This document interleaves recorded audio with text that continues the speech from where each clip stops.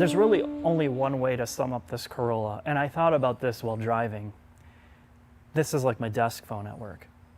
I get a call, I pick it up, I know I'm not going to get disconnected because I'm on a hardwire, and I hang up and I never think about it. I just want to hang up the phone as soon as possible and never get on it again unless I have to. And that's kind of the way it feels being in the Corolla. Now, yeah, right. You get on it every second you can. Yeah, the CVT is quite exciting.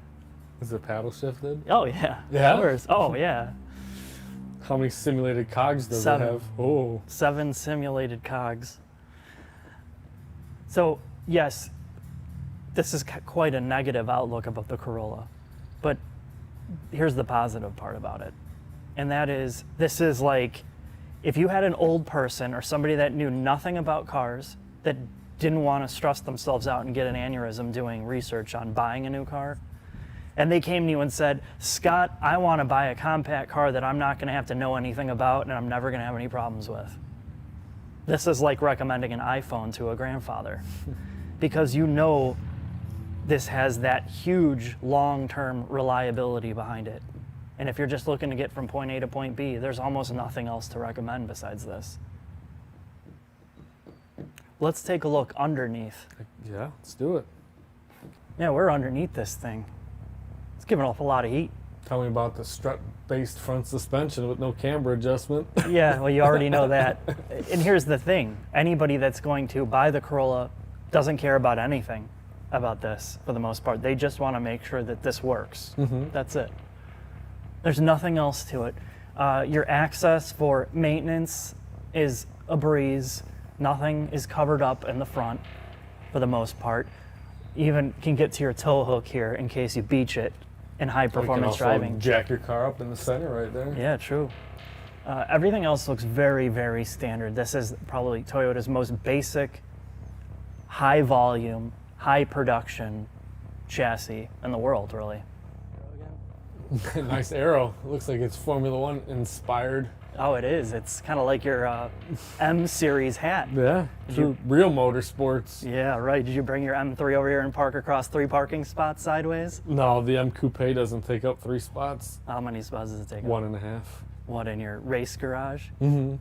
Sideways, of course. Do you have tire shine on it before you hit the track, too? It's got a torsion beam rear end. This is the most basic.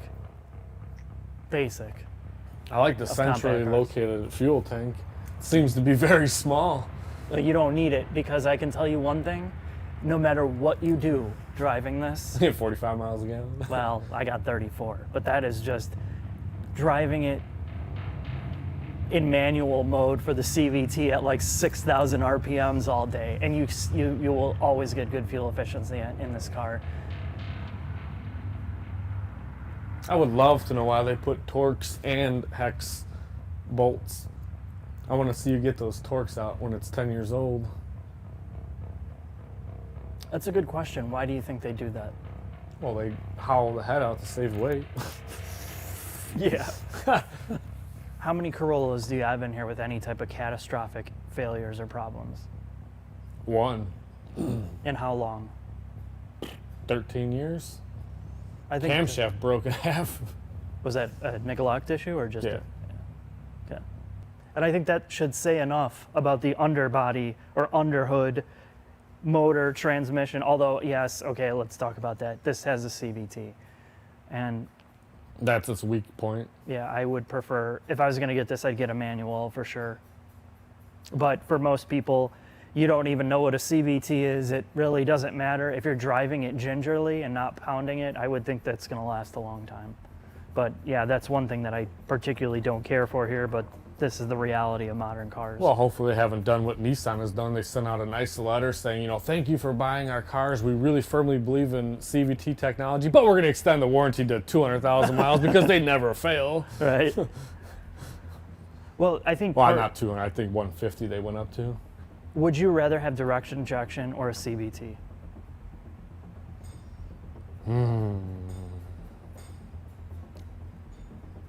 Probably direct injection. When you get to this is, I mean... Because I hate this CVT is Yeah. But for this car, it's perfect. So, in this car, I'd rather have the CVT.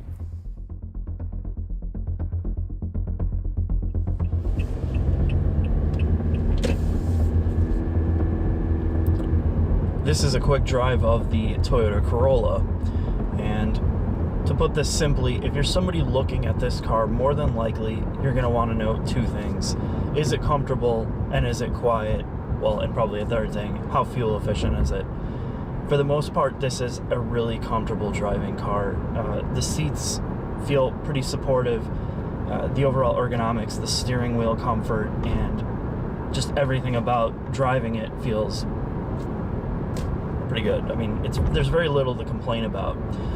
Fuel economy at your worst in the Midwest at, Midwest elevations is going to be around 33, 34 miles per gallon.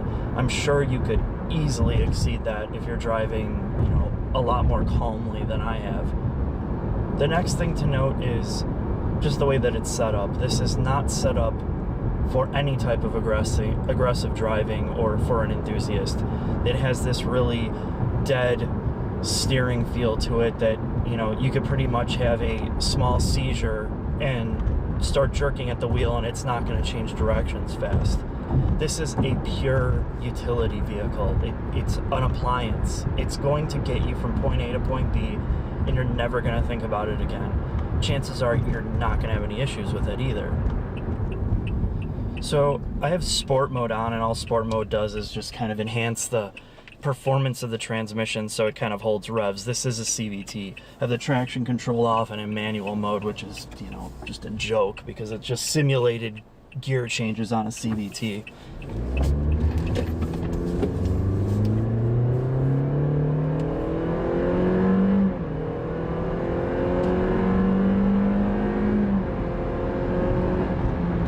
The paddles don't do anything. It auto changes, the steps. It just changes gear for you. The only thing the paddles are going to do for you is allow you some manual control of engine braking.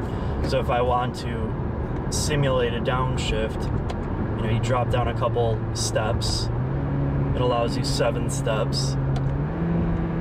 And it seems to work pretty well in terms of downshifting. So if you're in like a high elevation area, mountain road, or you're on a big downhill, this will actually work pretty well for you. In terms of the acceleration, it's really one of the Corolla's worst features, because from a dead stop, it takes forever for this thing to get going. It feels so sluggish that I have actually had to adjust my driving, like merging or, turning left or right into traffic. You just have to plan a little bit more here.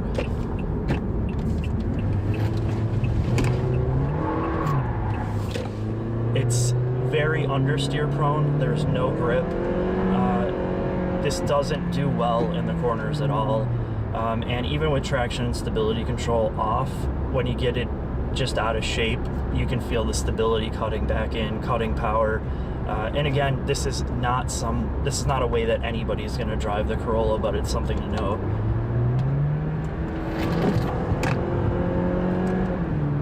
You have to keep the car at about 6 or 7 tenths, and it feels pretty good. The body control's there, the ride's good, but after that, it's just a typical front-wheel drive understeer fest. There's not a lot of feel through the steering wheel, and when you're getting in the high RPMs, the wheel almost feels slack. Like it starts to get really loose feeling in the steering, and the off-center feel gets pretty bad as well. But if you're just cruising along and you're taking this, well below 5 tenths, which that's how most people are going to drive on the street, steering feel's actually got some good weight to it.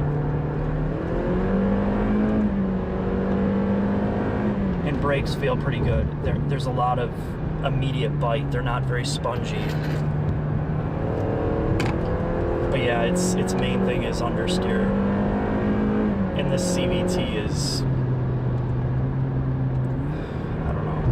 it's there for efficiency, let me just put it that way. But in terms of just any type of fun to be had, it's pretty annoying.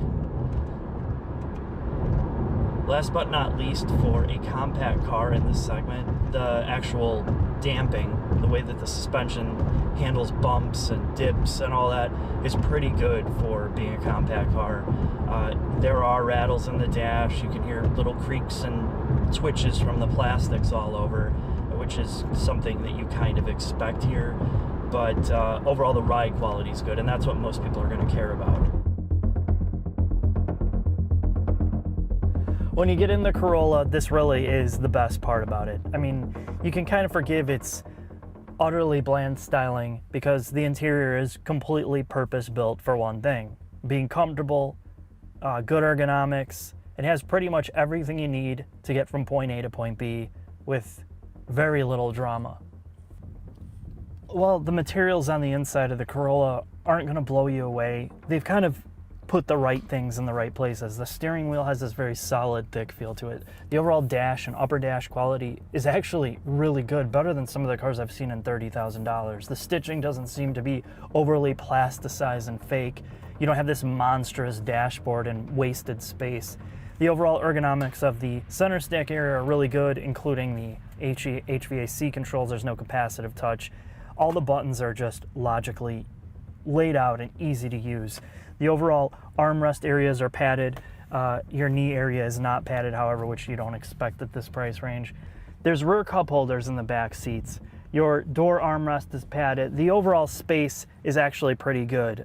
It's kind of hard to complain about the space back here, considering the size of this vehicle. So if you have to throw a couple kids in here, some monkeys, whatever you put back here, they're going to be mostly compliant and non-complaining while you're driving. The trunk is manual. There's no electronics here. The hinges kind of intrude on the actual trunk space, so if you're fully loaded, it's going to be a bit annoying, but for the most part, I fit actually all my gear in here aside from the slider. So there's a fair amount of trunk space for this class, of course, and I mean, it's a trunk. What are you going to say about it? We're done with the Corolla, Scott. I'm glad to see you hid your phone. I did. I'm hiding it behind my back, but you probably can still see.